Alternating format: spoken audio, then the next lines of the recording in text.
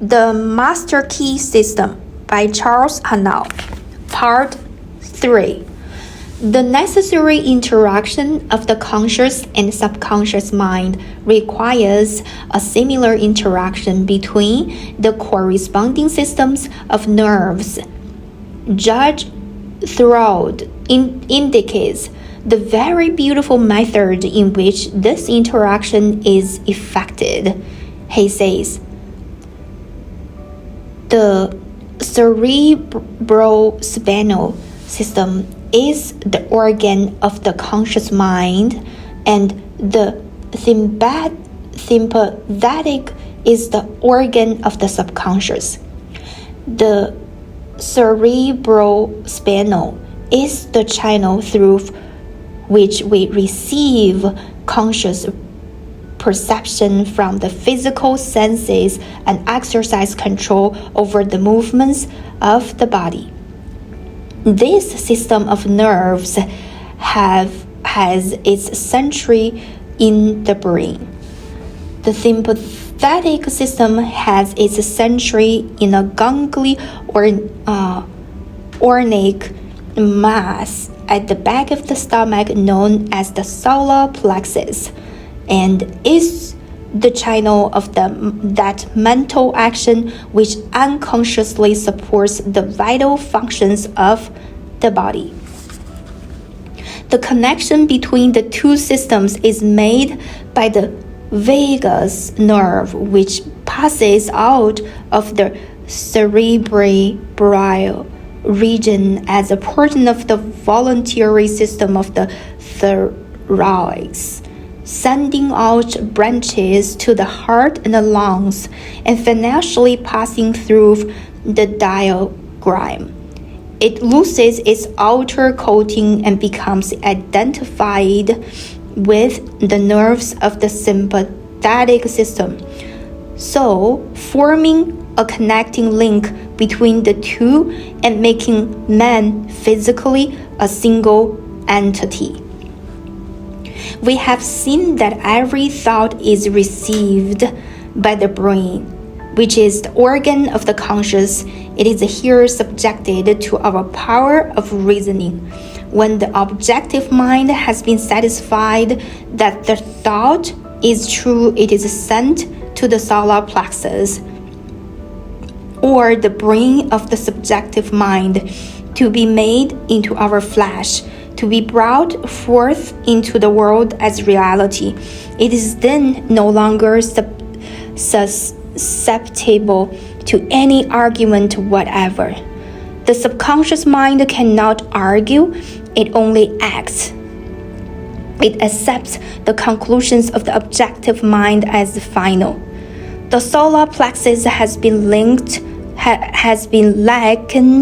to the sum of the body because it is a central point of distribution for the energy which the body is constantly generating.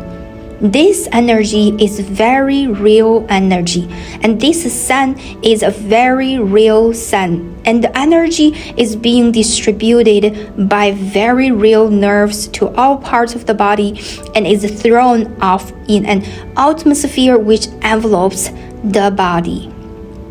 If this radiation is sufficiently strong, the person is called magnetic. He is said to be filled with personal magnetism. Such a person may wield an immense power for good. His presence alone will often bring comfort to the troubled minds with which he becomes in contact.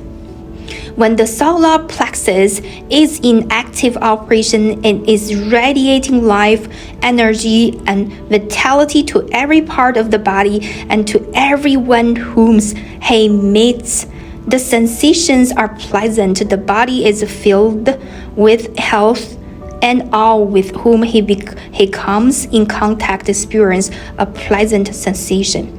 If there is any interruption of this radiation, the sensations are unpleasant. The flow of life and energy to some part of the body is stopped, and this is the cause of every ill to the human race, physical, mental, or environmental.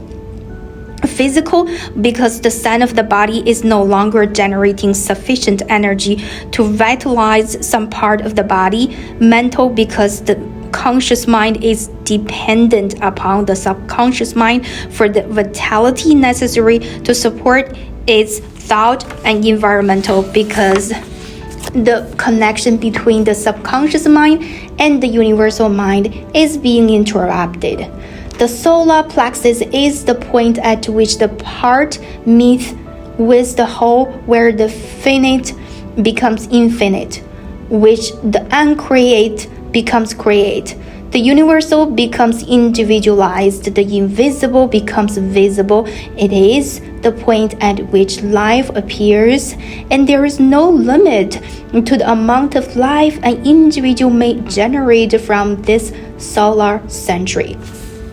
This century of energy is omnipotent because it is the point of contact with all life and all intelligence. It can therefore accomplish whatever it is directed to accomplish, and herein lies the power of the conscious mind. The subconscious can and will carry out such plans and ideas as may be suggested to it by the conscious mind. Conscious thought then is master of this sun century from which the life and energy of the entire body flows, and the quality of the thought which we entertain determines the quality of the thought which this sun will radiate, and the character of the thought which our conscious mind entertains will determine the character of the thought which this sun will radiate, and the nature of the thought which our conscious mind entertains will determine the nature of the thought which the sun will radiate, and consequently will determine the nature of the experience which will result. It is evident, therefore, that all we have to do is let our light shine. The more energy we can radiate, the more rapidly shall we be enabled to transmute undesirable conditions into sources of pleasure and profit. The important question then is how to let this light shine, how to generate this energy. Non-resistant thought expands the solar plexus. Resistant thought contracts it. Pleasant thought expands it. Unpleasant thought contracts it. Thoughts of courage, power, confidence, and hope all produce a corresponding state, but the one arch enemy of the solar plexus, which must be absolutely destroyed before there is any possibility of letting any light shine, is fear. This enemy must be completely destroyed. He must be eliminated. He must be expelled forever. He is the cloud.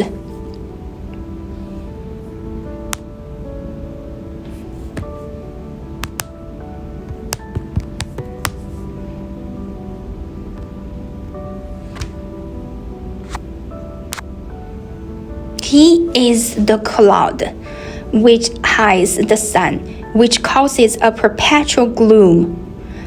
It is this personal devil will which makes men fear the past, the present, and the future, fear themselves, their friends, and their enemies, fear everything and everybody. When fear is effectually and completely destroyed, your light will shine, the clouds will disappear, and you will have found the source of power, energy, and life. When you find that you are really one with the infinite power, and when you can consciously realize this power by a practical demonstration of your ability to overcome any adverse condition by the power of your thought, you will have nothing to fear. Fear will have been destroyed, and you will have come into possession of your birthright. It is our attitude of mind toward life which determines the experiences with which we are to meet. If we expect nothing, we shall have nothing.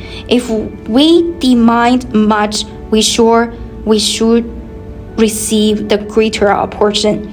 The world is harsh only as we fail to assert ourselves. The criticism of the world is bitter only to choose who cannot compel room for their ideas. It is fear of this criticism that causes many ideas to fail to see the light of the day. But the man who knows that he has a solar plexus will not fear criticisms or anything else. He will be too busy radiating courage, confidence, and power. He will anticipate successes by his mental attitude. He will proud barriers to pieces and leap over the chiasm of doubt and hesitation which fear places in his path. A knowledge of our ability to consciously radiate health, strength, and harmony will bring us into a realization that there is nothing to fear because we are in touch with infinite strengths. This knowledge can be gained only by making practical application of this information. We learn by doing through practice, and athlete becomes powerful. As the following statement is of considerable importance, I will put it in several ways so that you cannot fail to get the full significance of it. If you are religiously inclined, I would say you can let your light shine. If your mind has a bias toward physical science, I would say you can wake the solar plexus, or if you prefer the strictly scientific interpretation, I will say that you can impress your subconscious mind. I have already told you what the result of this impression will be. It is the method in which you are now interested. You have already learned that the subconscious is intelligent and that it is creative and responsive to the will of the conscious mind, which then is the most natural way of thinking the desired impression. Mentally concentrate on the object of your desire. When you are concentrating, you are impressing the subconscious. This is not the only way, but it is a simple and effective way, and the most direct way, and consequently the way in which the best results are secured. It is the method which is producing such extraordinary results that many think that miracles are being accomplished. It is the method by which every great inventor, every great financier, every great statesman has been enabled to convert the subtle and invisible force of desire, faith, and confidence into actual, tangible, concrete facts in the objective world. The subconscious mind is part of the universal mind. The universal is the creative principle of the universe. A part must be the same in kind and quality as the whole. This means that this creative power is absolutely unlimited. It is not bound by precedent of any kind. It consequently has no prior existing pattern by which to apply its constructive principle. We have found that the subconscious mind is responsive to our conscious will, which means that the unlimited creative power of the universal mind is within control of the conscious mind of the individual. When making a practical application of this principle in accordance with the exercises given in the subsequent lessons, it is well to remember that it is not necessary to outline the method by which the subconscious will produce the results you desire. The finite cannot inform the infinite. You are simply to say what you desire, not how you are to obtain it. You are the channel by which the undifferentiated is being differentiated, and this differentiation is being accomplished by proportion. It only requires recognition to set causes in motion, which will bring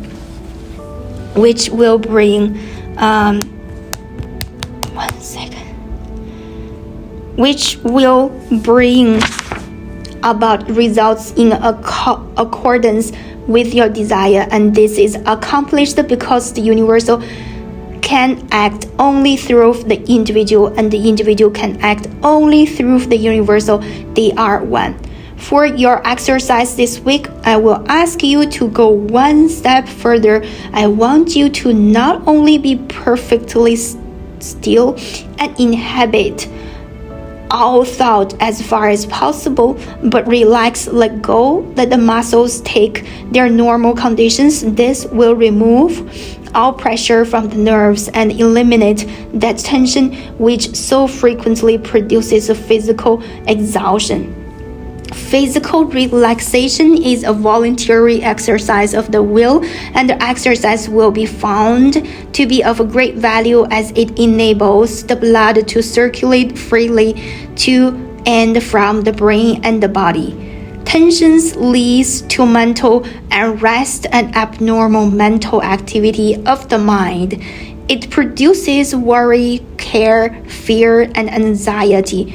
Relaxation is therefore an absolute necessity in order to allow the mental faculties to exercise the greatest freedom. Make this exercise as thorough and complete as possible. Mentally determine that you will relax every muscle and nerve until you feel quiet and restful and at peace with yourself and the world. The solar plexus will then be ready to function, and you will be surprised at the results. Thank you.